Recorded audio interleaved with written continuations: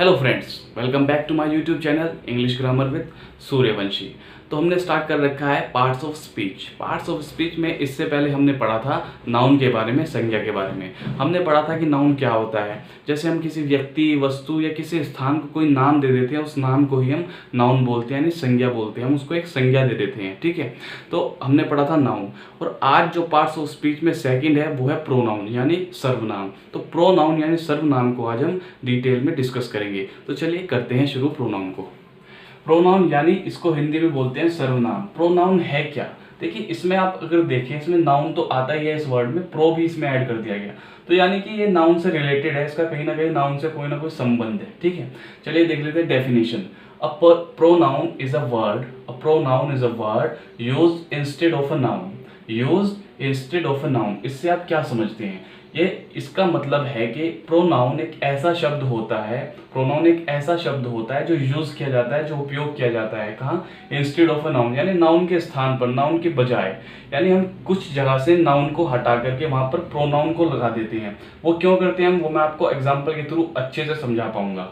ये एग्जाम्पल है, Rohan is a handsome boy. Rohan is a handsome boy. Rohan is my student. Rohan is my student. अब ये जो सेंटेंस है थोड़ा अजीब सा लग रहा है तो एक्यूरेट है, तो राइट, मगर ये थोड़ा जो है इसकी सुंदरता जो है खो गई है। अगर इसको और ज्यादा इफेक्टिव बनाना है, और ज्यादा सुंदर बनाना है, तो हमें प्रोनाउन का यूज करना होगा। हम क्या कर देंगे, देखिए, Rohan is a handsome boy. हम यहाँ पर रोहन बोलने की जरूरत है ही नहीं, हम यहाँ पर सीधा लिखेंगे ही इज माई स्टूडेंट।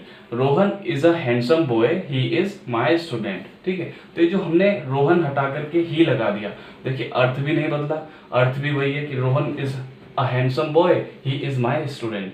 अर्थ भी सेम है, मीनिंग भी नहीं बदला, और ये जो सेंटेंस है दिखने में भी अच्छा है, बोलने में भी अच्छा लग रहा है, इसकी सुंदरता भी बरकरार है, ठीक है। सेकेंड सेंटेंस के थ्रू समझ लेते हैं। Sita is a beautiful girl. Sita is a beautiful girl. Sita lives with her husband. अगर हम 4-5 बार इसे, कुछ चीजें हमें सीता के बारे में बात करनी हो, तो हम बार बार सीता थोड़ी ना यूज करेंगे। Sita is a beautiful girl, Sita lives with her husband, Sita studies in this class. No, हमें सीता को हटाना होगा, हमें कई जगह से सीता को हटाना होगा, उसकी जगह पे हमें प्रोनाउन लगाना होगा, सर्वनाम।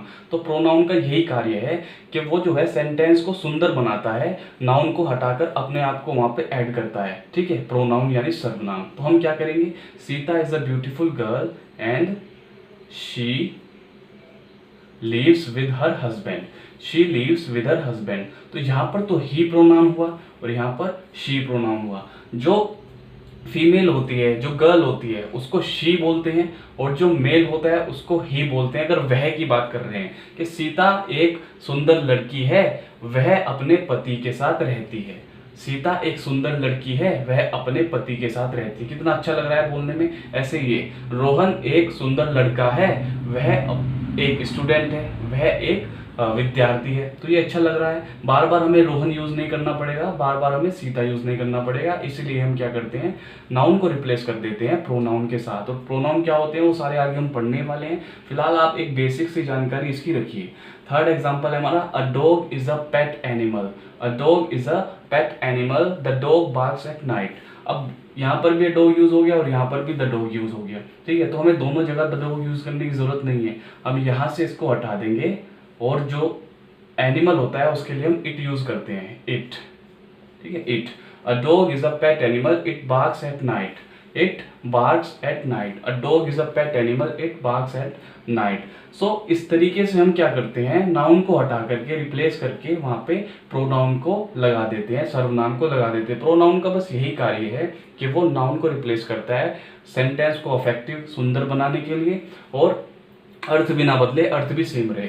अब देखते हैं काइंड्स ऑफ प्रोनाउन यानी सर्वनाम के प्रकार। ये प्रकार कितने होते हैं, इसके कितने प्रकार होते हैं, कितने टाइप्स के जो है प्रोनाउन, सर्वनाम हमारे पास मौजूद है, ठीक है। तो हम कुछ 8 प्रकार के प्रोनाउन पढ़ने वाले हैं। 2-3 प्रोनाउन और होते हैं, लेकिन वो सब कैटेगरीज में डिवाइडेड है। तो हम जो ये प्रोनाउन पढ़ेंगे ये इनफ होगा, ठीक है। तो पहला होता है इसमें पर्सनल प्रोनाउन। पर्सनल प्रोनाउन को बोलते हैं हम हिंदी में व्यक्तिवाचक सर्वनाम। क्या?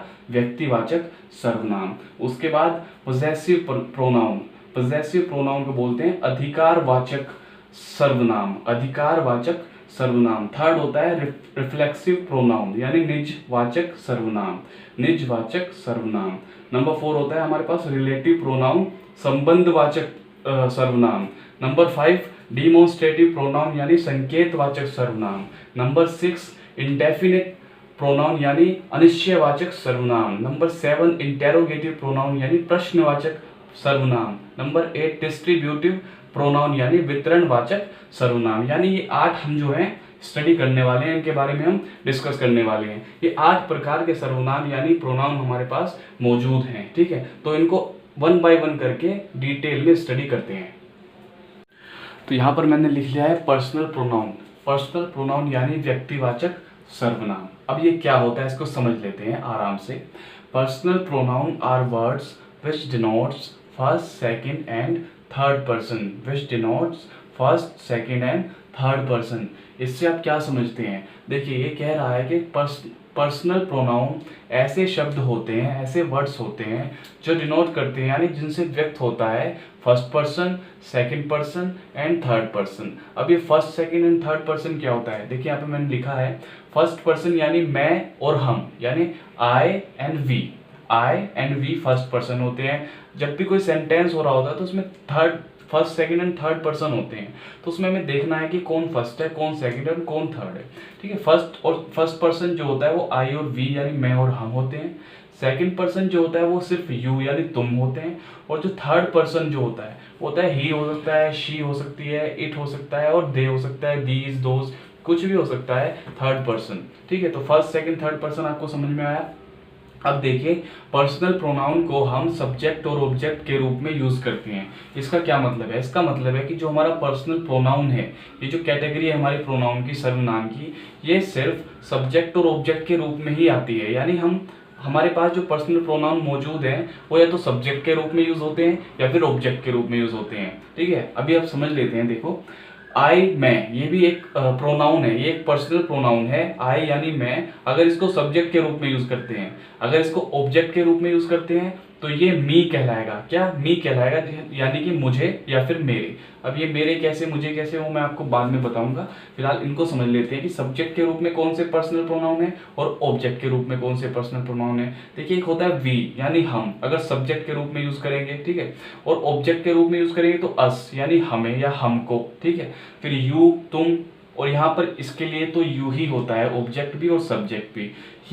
ही यानी कोई मेल है, उसके लिए हम ही यूज करते हैं। अगर वह है तो उसके लिए हम, अगर ऑब्जेक्ट के रूप में आएगा तो हिम यूज करेंगे यानी उसे या फिर उसको।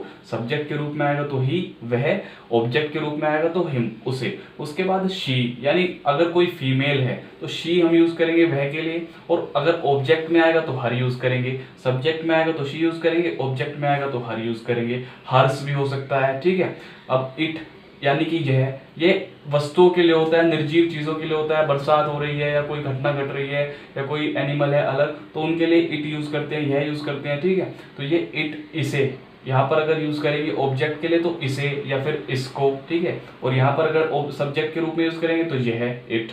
अब अगर दे के बारे में बात करें तो ये सब्जेक्ट के रूप में हम दे यहाँ पर ऐसे यूज करेंगे, दे को बोलते हैं वे, और ऑब्जेक्ट के रूप में देम लगाकर यूज करेंगे यानी उन्हें, यानी उनको, उन्हें, ठीक है। दे का कर देते हैं देम ऑब्जेक्ट के रूप में।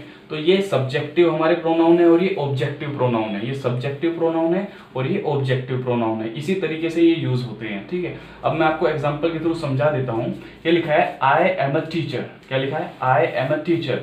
तो यहाँ पर हमारा कौन सा प्रोनाउन है? यहाँ पर हमारा आई है। आई कौन सा है? आई एक सब्जेक्टिव प्रोनाउन है। कैसा सब्जेक्टिव? यहाँ पर लिखा हुआ है मैं, तो यहाँ पर तो ये एक सब्जेक्ट के रूप में यूज हुआ है हमारा प्रोनाउन। और अगर अगले हम सेंटेंस में देखें तो यू लव मी लिखा है, यू लव मी। अब इसमें आप देख सकते हो यहाँ पर यू भी है।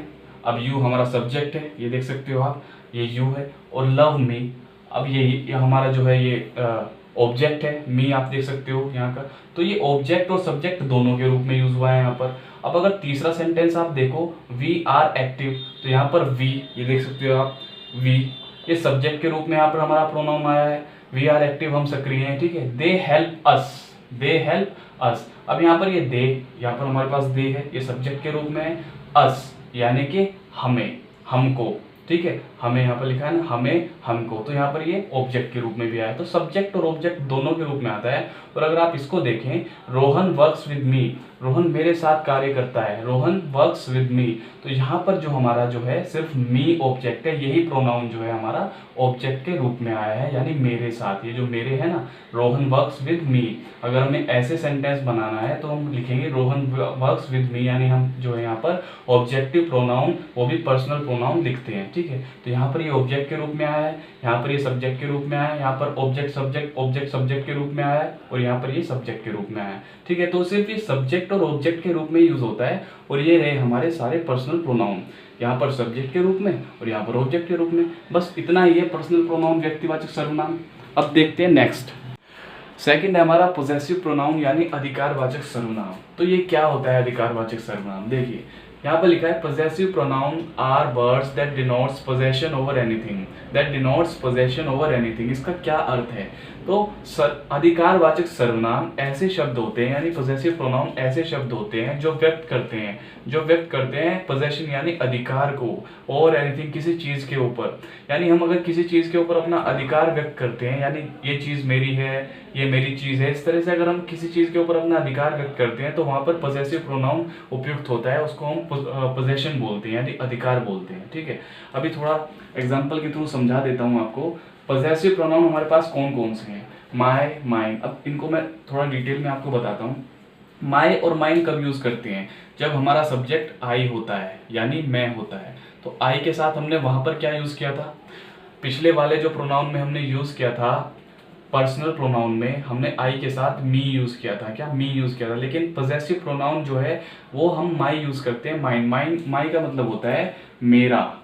क्या होता है? मेरा, मेरा यानी कि, और इसका मतलब भी मेरा ही होता है, लेकिन इसको जब तब यूज करते हैं जब अधिकार को जो है हम किसी दूसरी चीज पर व्यक्त कर रहे हो, किसी दूसरी चीज पर व्यक्त कर रहे हो। ठीक है, तो यहाँ पर दोनों का अर्थ होता है मेरा। आई के साथ हम लगाएंगे पोजेसिव प्रोनाउन माई और माइन। अब देखिए हिज और हर कब लगाएंगे? हिज लगाएंगे हम ही के साथ, ही यानी मेल के साथ, इसका मतलब होता है वह। ठीक है, उसके साथ हिज लगाएंगे, और शी के साथ हर लगाएंगे। अगर हमारा सब्जेक्ट जो है वो शी है तो शी के साथ हम हर लगाएंगे। ठीक है, इसका मतलब होता है उसका। हिज यह उसकी है, यह उसका है। इस तरीके से जैसे हम बात कर सकते हैं यह कुर्सी मेरी है, दिस इज माई चेयर। इसी तरह हम यहाँ पर बात कर सकते हैं यह कुर्सी उसकी है, दिस इज हिज चेयर, और यह कुर्सी उसकी है, this is hers chair, this is hers chair. ठीक है, इस तरीके से हम कर सकते हैं। अगर हमारा सब्जेक्ट यू होता है, क्या? यू यानी तुम होता है, तो हम क्या करेंगे? तुम्हारा, तुम्हारा यानी योर। पोजेसिव प्रोनाउन होगा इसके लिए योर, यानी, और योर्स भी होता है। योर्स होता है एक से अधिक चीजों के लिए हम कर देते हैं कभी कभी, तो योर और योर्स जो दोनों पोजेसिव प्रोनाउन है वो यू के लिए इस्तेमाल किए जाते हैं। अब अगर हमारा सब्जेक्ट होता है वी, क्या होता है? वी, वी यानी हम, तो हम के लिए क्या करते हैं? हमारा। ये देख लेते हैं, हमारा, हमारा यानी आर और आर्स। ठीक है, आर और आर्स। अब अगर हमारा सब्जेक्ट होता है दे, THEY, दे यानी कि वे, तो वे के लिए क्या होगा? वे के लिए उनका, उनके के लिए क्या करेंगे हम? दियर, उनका, कि यह चेयर उनकी है, दिस इज दियर्स चेयर। ठीक है, दिस इज दियर्स चेयर्स। तो इस तरीके से हो जाता है। दे के साथ दियर्स यूज करते हैं, दियर यूज करते हैं और दियर्स यूज करते हैं। अब इट्स किसके लिए यूज करते हैं? ये करते हैं हम इट के लिए। अगर हमारा सब्जेक्ट इट होता है, यानी यह, यानी कोई निर्जीव वस्तु हो या कोई ऐसी चीजें हो, बरसात वगैरह, उसके लिए इट, और उसके लिए हम पोजेसिव प्रोनाउन यूज करते हैं इट्स, अधिकार को जताने के लिए, अधिकार को बताने के लिए। ठीक है, तो ये है हमारे पोजेसिव प्रोनाउन। कैसे हम इनको जानेंगे, कैसे इनको पहचान करेंगे? आपको एग्जाम्पल के थ्रू समझा देता हूँ। जैसे एग्जाम्पल है कि this is my chair, CHAIR, chair, this is my chair। तो इसमें क्या आ गया? ये my आ गया ना, तो ये एक पोजेसिव प्रोनाउन है, ये एक पोजेसिव प्रोनाउन है, लेकिन यहाँ पर माइन भी है। तो इसी को, माइन को कैसे इस्तेमाल करेंगे हम? आई के लिए, इसी के लिए, अधिकार को जताने के लिए। तो हम ऐसे यूज करेंगे, this chair is mine. Meaning कुछ भी नहीं बदला है, मीनिंग वही है, बस अधिकार में फर्क आया है, अधिकार में फर्क आया है। यहाँ पर ये कह रहा है दिस इज माई चेयर, यह मेरी कुर्सी है, और यहाँ पर कह रहा है दिस चेयर इज माइन, यह कुर्सी मेरी है, यह कुर्सी मेरी है। यहाँ पर बिल्कुल सख्त अधिकार वो दर्शा रहा है यह कुर्सी मेरी है। दिस इज माई चेयर, यहाँ पर भी अधिकार और यहाँ पर यानी कि यहाँ पर भी पोजेशन और यहाँ पर भी पोजेशन। तो इस तरीके से अब किसी और का ले लेते हैं, जैसे ये हिज का और हर का ले लेते हैं। This is his pencil, this is his pencil. तो यहाँ पर हिज आ गया और यहीं पर अगर हम हिज हटाकर हर कर देते हैं तो वो शी के लिए, वो लड़की होगी कोई या कोई लड़का होगा तो यहाँ पर हिज लगाएंगे, अगर लड़की होगी तो हर लगाएंगे। जैसे वही पेंसिल के लिए this is her pencil, this is his pencil, this is her pencil. और हम अगर दूसरा यूज करना चाहें यानी कि हर की जगह पर हर्स, और हिज के लिए हिज यूज होता है लेकिन हर के लिए हम हर्स भी यूज कर सकते हैं, HERS हर्स। तो हम ऐसे करेंगे दिस पेंसिल इज हर्स, ऐसे दिस पेंसिल इज हर्स। यह उसकी पेंसिल है, यह पेंसिल उसकी है, लेकिन दोनों में ही अधिकार व्यक्त हो रहा है। ठीक है, दोनों में ही अधिकार, तो यहाँ पर भी पोजेशन है और यहाँ पर भी पोजेशन है, दोनों तरह से हम यूज कर सकते हैं इनका। इसमें भी हो जाएगा जैसे आर, इसमें कैसे कर सकते हैं हम, यह कमरा हमारा है। ठीक है, यह कमरा हमारा है। तो हम इसको कैसे लिखेंगे, हम इसे लिखेंगे this room is our, this room is our. और हम इसको कैसे लिख सकते हैं, this is our room, sorry यहाँ पर आर्स आएगा, this room is ours, this is our room. मतलब तो एक यह कमरा हमारा है और यह हमारा कमरा है, यह कमरा हमारा है, यह हमारा कमरा है। यहाँ पर भी पोजेशन आ रहा है और यहाँ पर भी पोजेशन आ रहा है, यानी अधिकार। तो अधिकार को जताने के लिए हम अधिकारवाचक सर्वनाम यानी पोजेसिव प्रोनाउन का इस्तेमाल करते हैं। So possessive pronoun are words that denotes possession over anything, जो किसी चीज के ऊपर अपना अधिकार व्यक्त करते हो, अधिकार जताते हो, इसको बोलते हैं पोजेसिव प्रोनाउन। और हमारे पास ये my, mine, his, her, your, yours, our, ours, their, theirs, it, its. ठीक है, इस तरह के हमारे पास पोजेसिव प्रोनाउन है, अधिकारवाचक सर्वनाम है। थर्ड है हमारा रिफ्लेक्सिव प्रोनाउन यानी निजवाचक सर्वनाम। तो क्या होते हैं निजवाचक सर्वनाम? Pronouns that end up with self और selves are known as reflexive pronoun. क्या समझते हो उससे, कि ऐसे प्रोनाउन जिनके अंत में या तो सेल्फ आता हो या सेल्फ आता हो, या तो सेल्फ आता हो या सेल्फ आता हो, कहलाते हैं हमारे रिफ्लेक्सिव प्रोनाउंस। और एक बात और है इनमें, and subject and object are the same in reflexive pronoun, यानी इसमें सब्जेक्ट और ऑब्जेक्ट जो है, हमारा जो कर्ता है और जो अन्य है, वो दोनों सेम होते हैं, दोनों समान होते हैं, दोनों एक ही होते हैं। ठीक है, अब इसको एक एग्जाम्पल के थ्रू मैं आपको समझाता हूँ। यहाँ पे लिखा है ही रूइंड हिमसेल्फ, उसने खुद को बर्बाद किया, उसने खुद को बर्बाद कर लिया, या उसने खुद को बर्बाद कर लिया। ठीक है, ही रूइंड हिमसेल्फ, इसमें क्या आ रहा है, सेल्फ। तो सेल्फ का मतलब सेल्फ आ रहा है, इसका मतलब ये रिफ्लेक्सिव प्रोनाउन है। इसमें क्या आ रहा है, शी सॉ इट हरसेल्फ, उसने खुद देखा, उसने इसे खुद देखा। तो यहाँ पर भी सेल्फ आ रहा है, यहाँ पर भी सेल्फ, यहाँ पर भी सेल्फ, यानी ये दोनों रिफ्लेक्सिव प्रोनाउन है। उसके बाद they did that themselves, they did that themselves, यहाँ पर सेल्फ्स आ रहा है, यानी ये सेल्फ्स आ रहा है, इसका मतलब ये भी एक रिफ्लेक्सिव प्रोनाउन है। तो ये तो हो गई अंत में सेल्फ आने वाली बात। अब ये सब्जेक्ट और ऑब्जेक्ट दोनों सेम है, इसका क्या मतलब है, देखिए पहला एग्जांपल है ही रूइंड हिमसेल्फ, उसने खुद को बर्बाद कर लिया। किसने, उसने, किसको, खुद को। तो जो खुद है वो उसने ही तो है, यानी ही तो हिमसेल्फ है। तो दोनों सेम है ना, सब्जेक्ट भी सेम है और ऑब्जेक्ट दोनों सेम है। शी सॉ इट हरसेल्फ, उसने वह खुद देखा, उसने यह खुद देखा। तो किसने देखा, उसने देखा खुद। तो हरसेल्फ जो है वो शी ही तो है। ऐसे इसमें भी देमसेल्फ जो है दे ही तो है। इसमें द बेबी क्राई इटसेल्फ, तो जो बच्चा है वो खुद रोया। तो जो इटसेल्फ है यानी खुद, उसी के तो बारे में बात हो रही है। तो सब्जेक्ट और ऑब्जेक्ट सेम होते हैं रिफ्लेक्सिव प्रोनाउन में। ठीक है, अब देख लेते हैं रिफ्लेक्सिव प्रोनाउन कौन कौन से हमारे पास। नंबर 1, अगर हमारा सब्जेक्ट यू है तो यू के लिए एक तो हमारे पास योरसेल्फ है, एक हमारे पास योरसेल्व्स है। कब कब इस्तेमाल करेंगे इन दोनों का, इसका इस्तेमाल तब करेंगे जब सिंगुलर सब्जेक्ट हो, यू एक व्यक्ति हो। जब एक से ज्यादा हो तो योरसेल्व्स लगाएंगे। ठीक है, योरसेल्व्स लगाएंगे। चलिए नेक्स्ट देखते हैं। नेक्स्ट है ही यानी वह। तो वह के लिए हम इस्तेमाल करेंगे अपना रिफ्लेक्सिव प्रोनाउन हिमसेल्फ। ही के लिए हिमसेल्फ, ठीक है, ही के लिए इस्तेमाल करेंगे हिमसेल्फ। आई के लिए माई सेल्फ, आई यानी मैं के लिए माई सेल्फ इस्तेमाल करेंगे। दे के लिए देमसेल्व्स इस्तेमाल करेंगे। यहाँ पर देमसेल्व्स क्यों है? जब भी एक से ज्यादा होते हैं तो एफ नहीं लगता है, एफ की जगह पर हट करके VES लग जाता है, देम सेल्व्स, ठीक है। ऐसे ही आर सेल्व्स में भी है, देखिए वी एक से ज्यादा होते हैं ना, हम, वी का मतलब हम, तो यहाँ पर भी आर सेल्व्स है। अब शी जो है वो एक हो सकती है, तो हर सेल्फ, यहाँ पर लगा हर सेल्फ। वह, ये एक फीमेल है, फीमेल के लिए शी यूज करते हैं, इसका मतलब भी वह है, इसका मतलब भी वह है, लेकिन दोनों जो है जेंडर में भिन्न है, जेंडर में ऑपोजिट है, तो इसलिए यहाँ पर शी के लिए हर सेल्फ और ही के लिए हिमसेल्फ, ठीक है। और इट के लिए इट सेल्फ होता है, इट के लिए इट सेल्फ होता है। तो ये होता है हमारे रिफ्लेक्सिव प्रोनाउन का ब्यौरा, ठीक है। अब इनको समझ लेते हैं कैसे यूज करते हैं। ही रूइंड हिमसेल्फ, उसने खुद को बर्बाद कर लिया, तो यहाँ पर दोनों सेम है ना, ही के लिए हमने हिमसेल्फ यूज किया। शी सो इट हरसेल्फ, तो शी के साथ हरसेल्फ यूज कर दिया हमने। दे डिड दैट देमसेल्फ, उन्होंने वह खुद किया, तो दे के लिए देमसेल्फ यूज किया। द बेबी क्राई इटसेल्फ, बच्चा खुद रोया, तो द के लिए, यानी ये एक दा वाली चीज है तो इटसेल्फ ही यूज करेंगे। दा से अगर कोई चीज स्टार्ट होती है तो उसके लिए इटसेल्फ लगता है।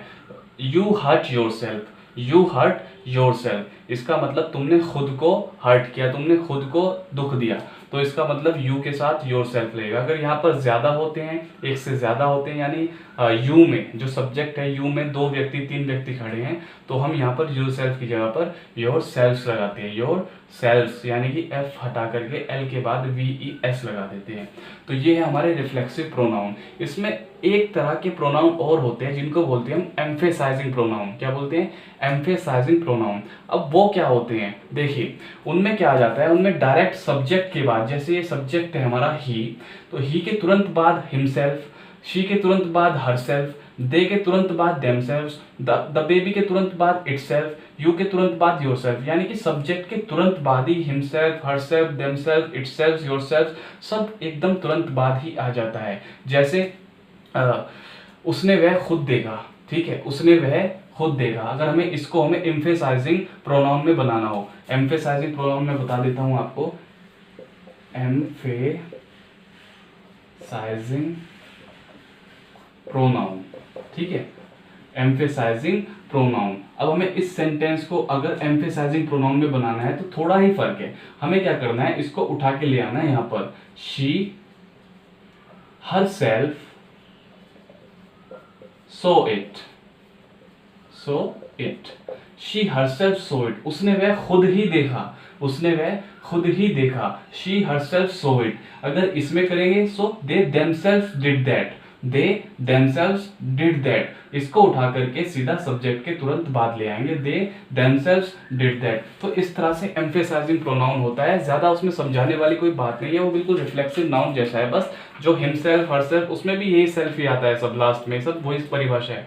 बस उठा करके क्या ले आते हैं, उठा करके उसको सीधा सब्जेक्ट के बाद रख देते हैं, तो वो होता है एम्फेसाइजिंग प्रोनाउन। अब देख लेते हैं अपना नेक्स्ट है हमारा रिलेटिव प्रोनाउन, यानी कि संबंधवाचक सर्वनाम। तो संबंधवाचक सर्वनाम क्या होता है देख लेते हैं।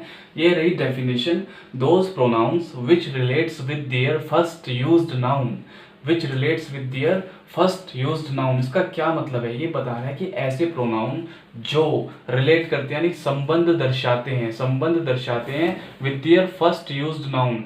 यानी कि हमें पता है कि प्रोनाउन हम कहाँ पर उपयोग करते हैं, हम नाउन को रिप्लेस करके प्रोनाउन यूज करते हैं, या फिर शुरू में अगर कोई नाउन होता है उसके साथ हम प्रोनाउन, उसके लिए हम एक प्रोनाउन यूज करते हैं, ठीक है। तो वो जो नाउन होता है उसी के साथ संबंध दर्शाता है हमारा relative pronoun. Those pronouns which relates with their first used noun and, एक बात और है, and do the work of adding two sentences are known as relative pronoun. यानी कि एक कार्य और करता है हमारा रिलेटिव प्रोनाउन, क्या करता है कि वो 2 सेंटेंसेस को जोड़ने का काम करता है, उनको कनेक्ट करने का काम करता है। इसका अर्थ है कि यह एक कनेक्टिव लिंक की तरह कार्य करता है, जैसे हमारे पास होता है हमारा कंजक्शन की तरह बिल्कुल हमारे काम करता है। कौन? Relative pronoun.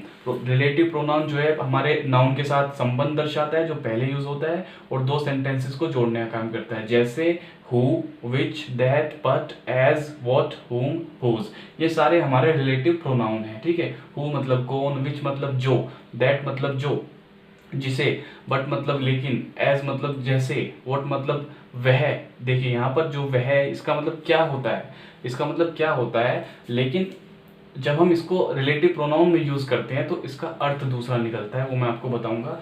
और होम मतलब जिसको, और हुज मतलब जिसकी, जिसने, ठीक है, जिसकी। चलिए देखते हैं example. I met Veena who was returning from school. मैं वीना से मिला जो स्कूल से वापस आ रही थी, यानी विद्यालय से वापस आ रही थी। अब देखिए जो हमारा हु है यही तो हमारा रिलेटिव प्रोनाउन है। अब ये क्या बता रहा है, किसके साथ संबंध दर्शा रहा है, कौन से दो सेंटेंसेस को जोड़ रहा है, देख तो लीजिए। आई मेट वीना, मैं वीना से मिला जो स्कूल से वापस आ रही थी। तो जो हु है ये किसके लिए इस्तेमाल हो रहा है, ये वीना के लिए इस्तेमाल हो रहा है, क्योंकि स्कूल से कौन वापस आ रही थी, Veena.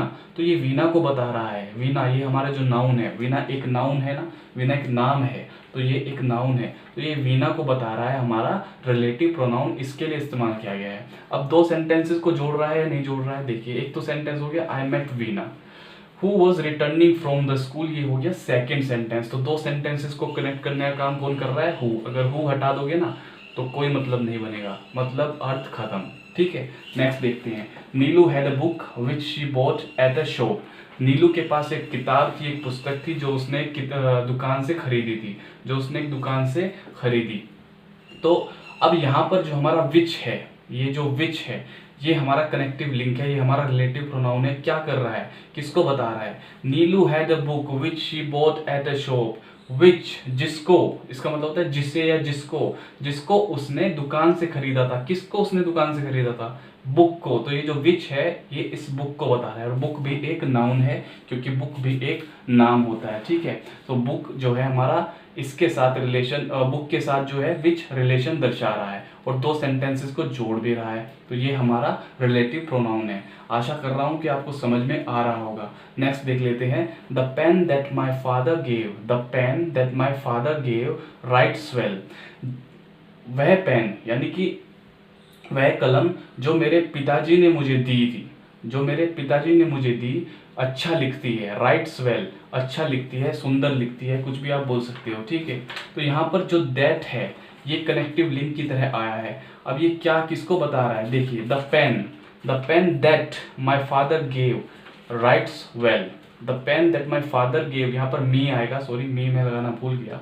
The pen that my father gave me writes well, ठीक है, gave me writes well. So जो दैट है ये बता रहा है द पेन को। कैसे बता रहा है, द पेन वह कलम जो, यानी जिस पेन को, यानी जिस कलम को। तो जिस कलम को यानी इसी पेन की बात हो रही है, जिस कलम को मेरे पिताजी ने मुझे दिया वो अच्छा लिखती है, वो अच्छा लिखती है। तो ये जो दैट है ये इसको बता रहा है, तो ये हमारा रिलेटिव प्रोनाउन है। नेक्स्ट देख लेते हैं। I have a son whom I love very much. मेरा एक बेटा है जिसे मैं बहुत प्रेम करता हूँ, जिससे मैं बेहद प्यार करता हूँ, ठीक है। ये ऐसा एक सेंटेंस है, इसमें कौन आ रहा है, इसमें हमारा होम आ रहा है, ये हमारा रिलेटिव प्रोनाउन है। ये कैसे किसको जोड़ रहा है, I have a son whom, whom यानी जिसे, यानी जिसको, जिसको या फिर जिसे, कुछ भी आप बोल सकते हो। आई हैव अ सन जिसको यानी किसको, सन को, सन यानी बेटे को। तो ये बेटे को दर्शा रहा है, और सन जो है बेटा एक नाम है, ये भी एक नाउन है। सो इस नाउन को के साथ ये हमारा जो रिलेटिव प्रोनाउन है वो संबंध दर्शा रहा है, यानी रिलेशन दर्शा रहा है, इसलिए इसको हम रिलेटिव प्रोनाउन बोलते हैं। I have a son whom I love very much. और एक सेंटेंस ही हो गया, एक सेंटेंस ही हो गया, दोनों सेंटेंसेस को जोड़ने का ये काम कर रहा है। I have a son whom I love very much. तो ये इस तरीके से हम रिलेटिव प्रोनाउन का इस्तेमाल करते हैं। ये होते हैं हमारे संबंधवाचक सर्वनाम। इसमें जो व्हाट, होम, हुज बचे हैं वो हम आगे डिस्कस करेंगे। आज के लिए इतना ही। नेक्स्ट वीडियो में आकर के हम जो बचे हुए नेक्स्ट 4 सर्वनाम हैं, 4 प्रोनाउन हैं, वो उनमें डिस्कस करेंगे हम सारी, उनको डिटेल में। जैसे हमने आज इनको जाना ऐसे ही उनको भी पूरी डिटेल में जानेंगे। तो मिलते हैं नेक्स्ट वीडियो में।